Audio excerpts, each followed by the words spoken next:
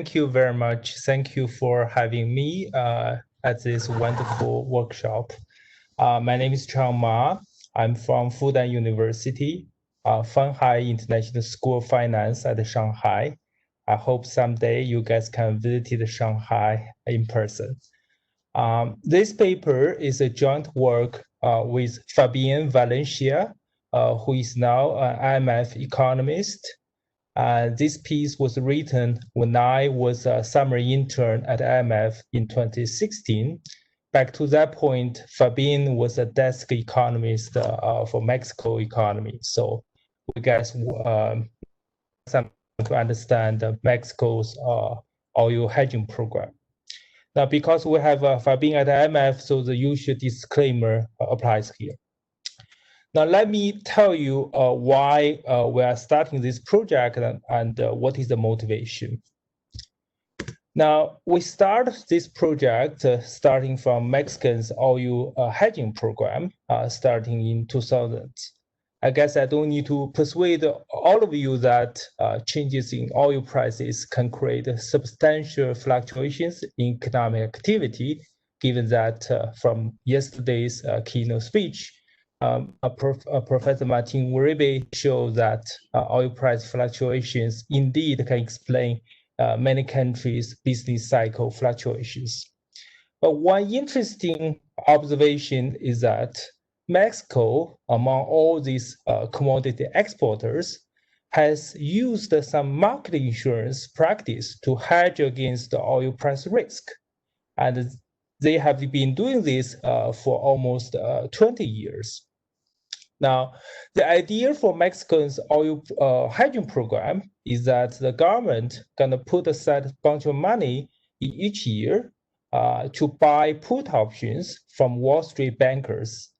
And the options they purchase is Asian-style option. And they are going to hedge against the oil price risk 1 year later.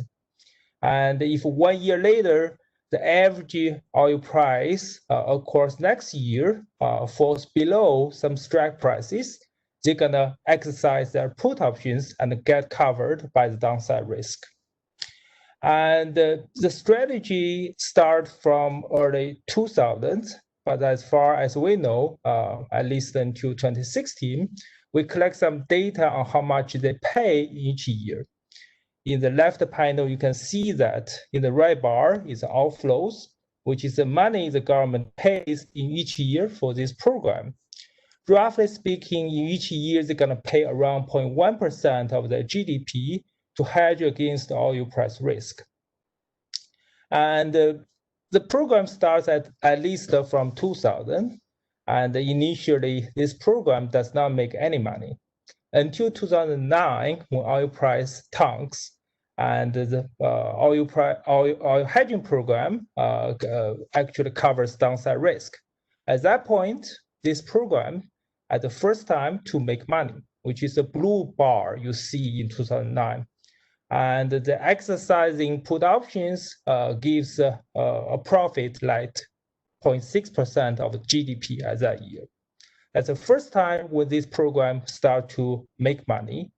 Later into 2015 and 2016, Mexican oil hedging program also exercised their. We haven't updated the data, at least as we know, recent years, Mexican government also exercised their put options. And this is interesting because Mexico is not the only oil exporters among the world, but they have been doing this for a while. And back to 2016, this strategy actually initiated a lot of a debate whether it makes sense to do this program or not. And the specific reason why Mexican government want to do this is obvious, because there is one state-owned oil company in Mexico. It's called Pemex. Although there's some privatization down the road, but back to 2016, this is the only state-owned oil company, and oil revenue in the public finance. around 30% of the government budget going to depend on the oil revenues. And Mexico is around top 12 largest oil exporters in the world. In each year, roughly speaking, they're going to produce 1 billion barrels of oil. The oil they produce is mainly maize oil, is crude oil. They're going to export this crude oil for income. Of course, they can also import some oil-related derivatives. So that create a gap in their balance sheet, and they are going to use the put options to hedge against any price fluctuation on their budget constraint. So that's the idea why the Mexican government want to do this oil hedging program.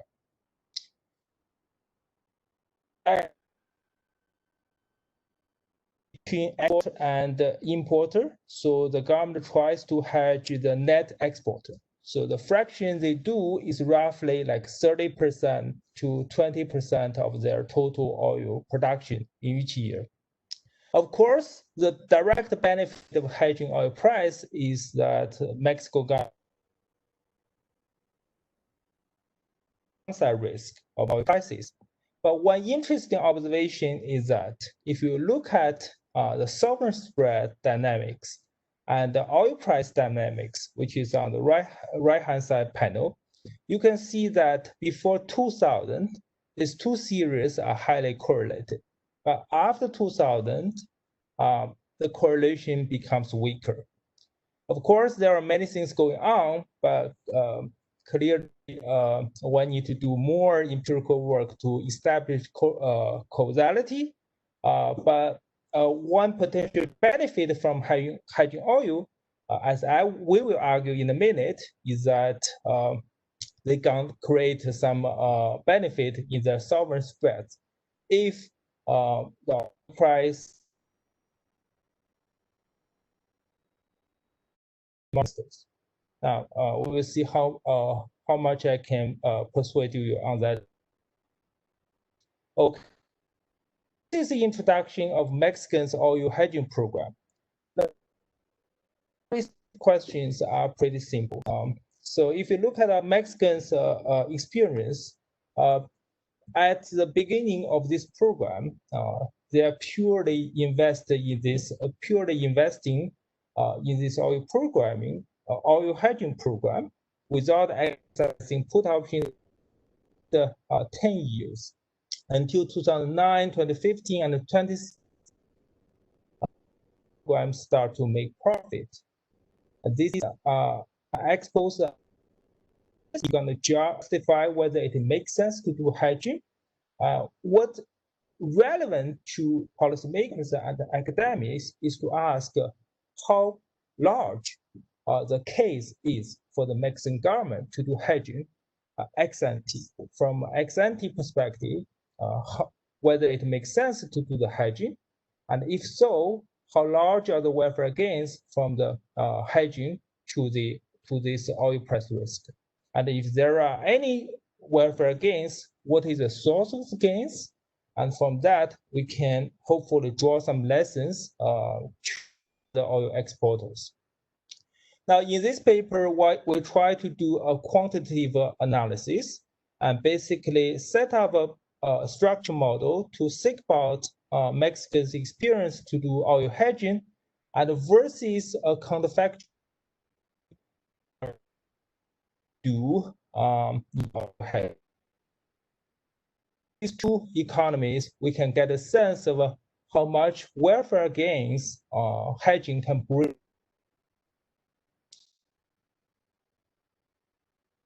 Is pretty substantial. By using put options to hedge against the oil price risk, it's going to yield again equivalent to 0.44% of permanent consumption increase per year. And interestingly, the majority is not from smoothing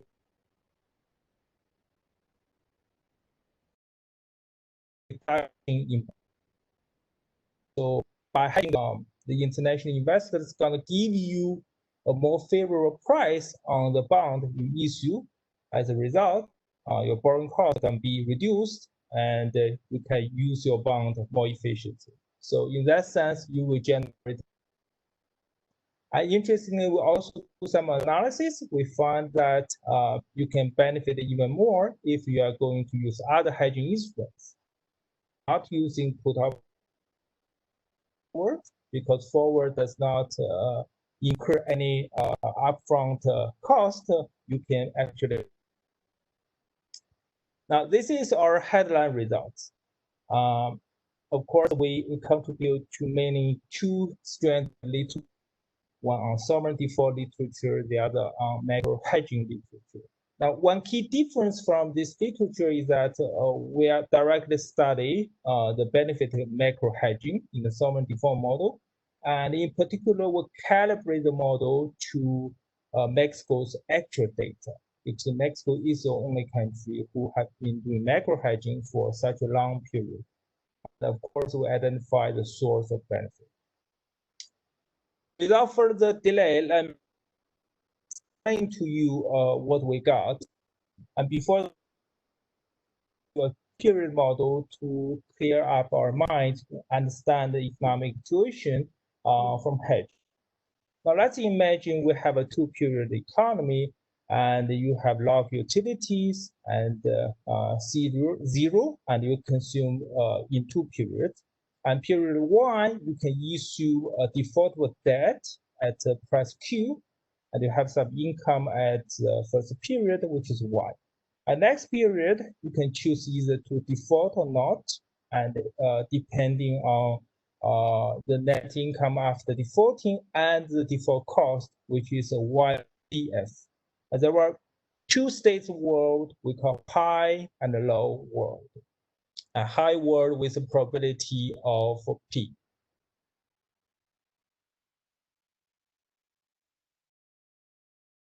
Investors know that you have default, so price your bond accordingly. If they know that you will never default, your price of bond will be equal to 1 without any discount.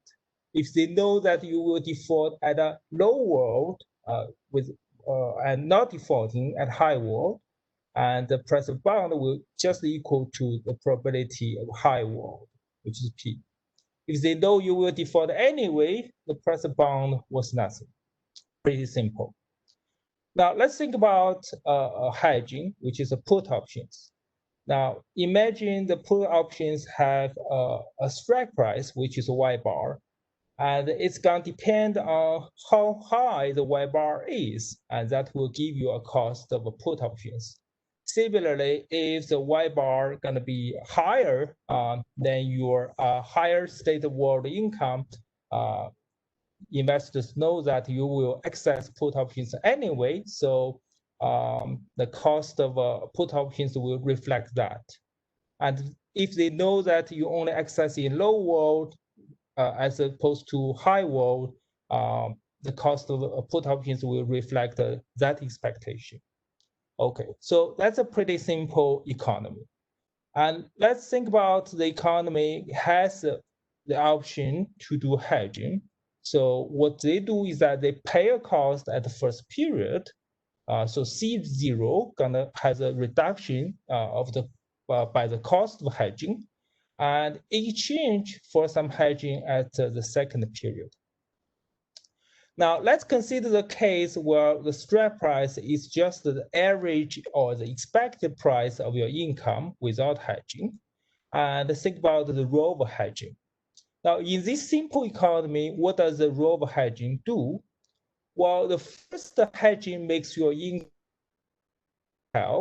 because you will not have two states of world, you only have one state of world, which is your expected income. And therefore, that can changes your default incentive. So that's gonna be the benefit of hedging. Makes your period two income less volatile and help you better smooth your consumption. But meanwhile, hedging have a cost, which means that in the first period, you have to put aside of your period of zero consumption as a result, you want to borrow to smooth your consumption. So the trade-off gonna be the foregone consumption today versus less volatile income. In all the parameters, this simple economy can give you 5 different regions. On the one region, the economy and no hedging will never default. So if you do hedging, you only get income smoothing, so welfare increases, and there will be some benefit on the far left region, region A. No defaulting, no hedging, you will default, but hedging can move you from no default, defaulting to not defaulting. So not only it will change your default incentive, but also smoothes your income, welfare will be larger, and you will, actually that's a highest welfare you can get. Region C and D is going to be an interesting case because during that period, during that regions, not only hedging do not change your default incentive, actually it increases your incentive to borrow because in the period 0, your foregone consumption is so high. So doing hedging in these 2 regions actually lower your welfare. So therefore, it's quantitative question to ask whether which region Mexico is more likely to lie in.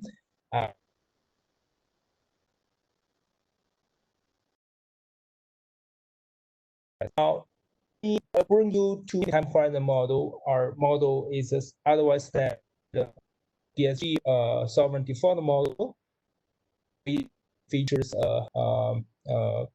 adjusted for the Mexicans case. Now, it's a CRA utility function, and the income gonna be have 2 simple components. One is non-oil income. We assume it grows at a foreseeable growth rate G, and you also have oil income. You have PT, which is the price of oil, and quantity QT. There's no uncertainty in quantity, only uncertainty in PT. Now, in this model, there's only one source of a risk, which is oil price risk. We assume it follows a log AR1 process. We will calibrate to in this economy, there will be 2 types of instruments. One is a government defaultable bond, BT plus 1, issued at period T, repaid at period T plus 1, at the price QT. Now, hedging instruments in our benchmark economy are put options, and in the extension, I also consider forward. Consider economy with and without put options to. Now, default decision gonna be a pretty standard. It's gonna be strategic default at each period. At the beginning of each period, the net wealth for the economy is given by its income YT. It's the normalized income by the net oil income, plus how much debt you need to repay, which is BT. And they're gonna compare a value of a no defaulting versus value of defaulting. Whenever it is more favorable to default, the value of a continuation larger than value of default, they will continue, otherwise they will default. The cost of defaulting is a standard. There were 2 costs. One is that you're gonna lose your current income, HYT. The other one, you will be temporarily excluded from the market. And we're gonna use Mexico's default episodes to think about how many years they will be excluded from the market. And the value function is a mathematical object. Let's think about the continuation of the value. It's given by your current income, your current net worth WT. You're gonna make a choice between consumption, how much bond you purchase, you sell, sorry, and whether you do hedging or not, and you're gonna pay a cost of doing hedging. alpha is a share of all you income you want to hedge. Q is a normalized production. G is a growth rate. Chi is a price for hedging, because the price of hedging gonna be in an actual fair price fashion. It's depending on the conditional distribution of oil prices. Period, your net period income, and whether you want to exercise your put options or not, and how much that is.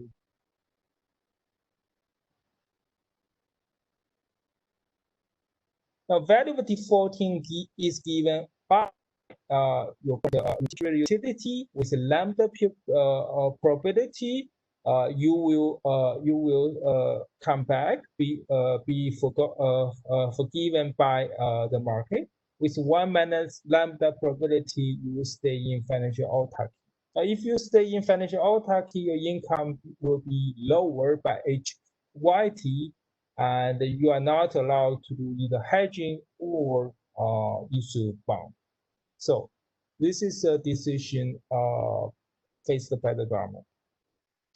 The pricing of the sovereign bond and put options are by the same types of risk neutral investors. Later, we do an extension by introducing risk averse investors.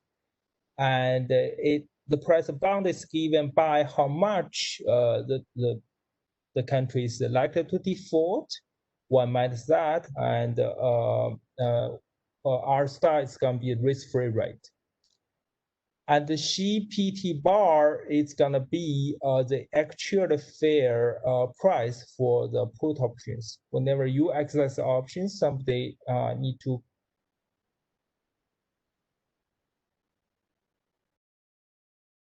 actual fair price fashion. Okay, so it's going to be let's think about an economy without hedging versus with hedging and compare the welfare difference. But as a benchmark case, we calibrate our economy with hedging to Mexican's economy, because what Mexico is doing. And we use value function iteration to solve 2016. So like 20. Each period is 1 year because the put options purchase have due. And the parameter value, some take from the literature, some from the particular risk-free rate, the production oil, persistent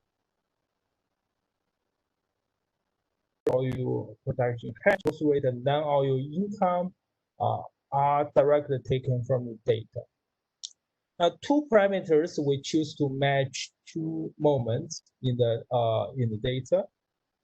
This rate, the other is a cost of defaulting. We choose these 2 parameters to match 2 moments. One is a government growth financing needs, which is the overall financial deficit plus the over need to non-oil phase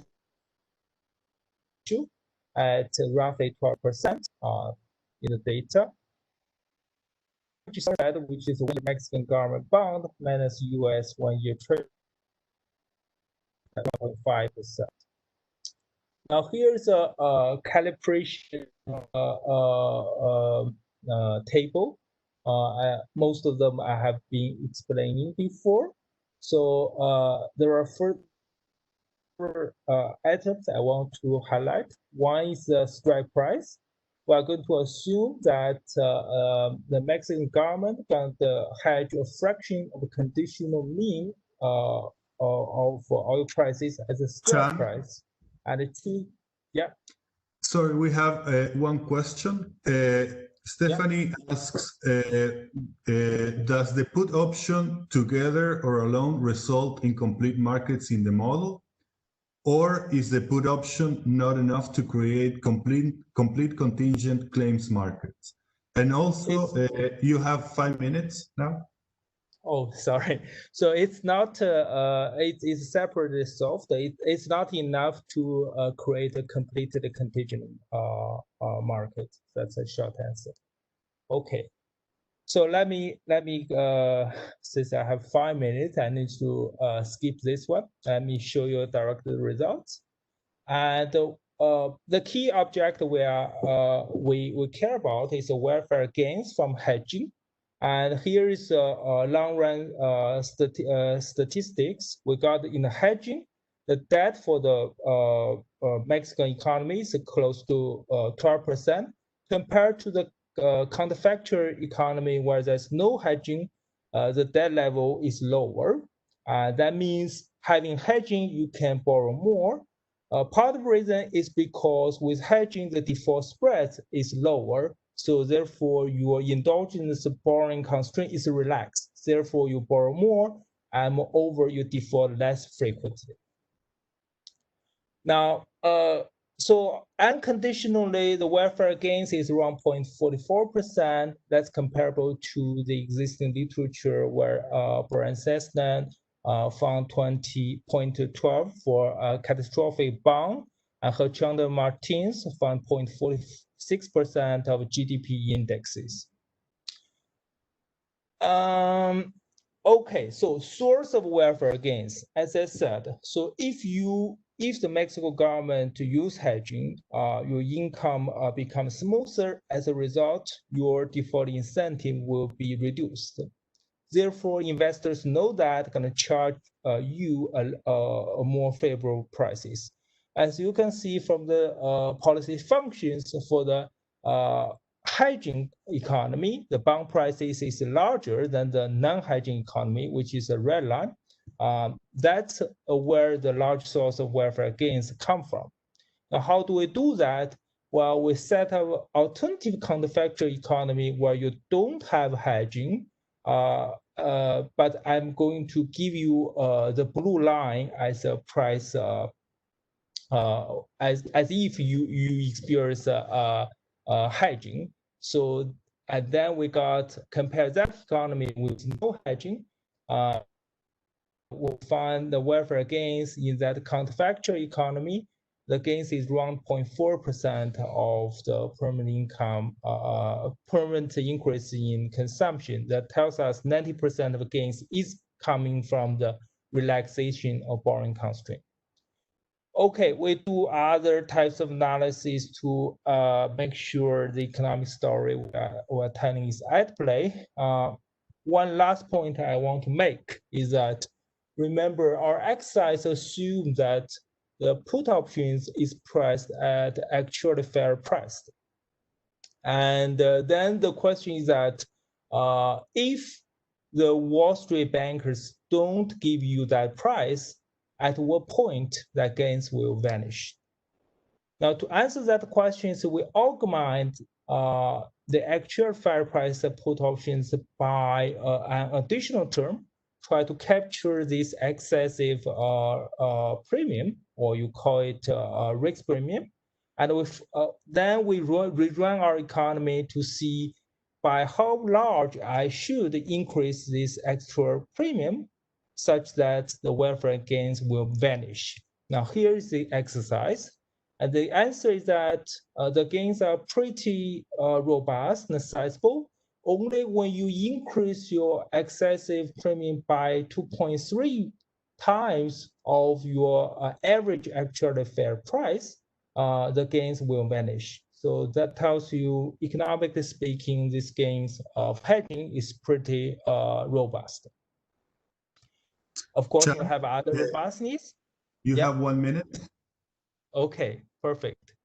Okay, so the parameters for the sake of time, I'm going to skip that. And we do another extension, which is looking at forwards.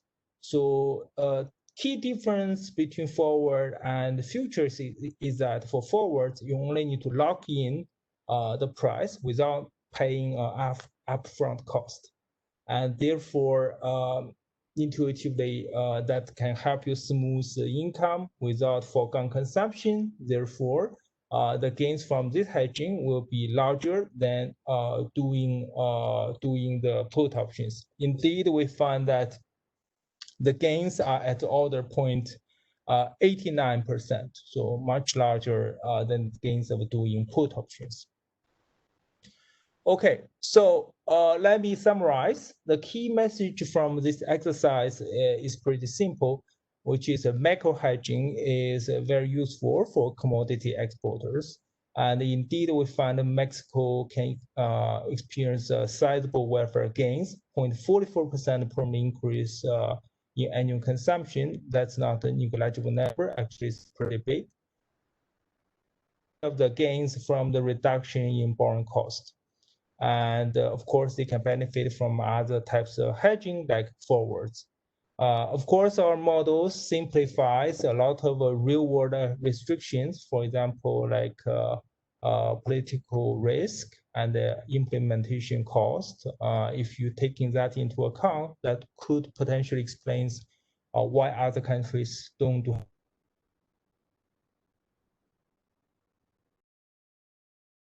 Thank you very much.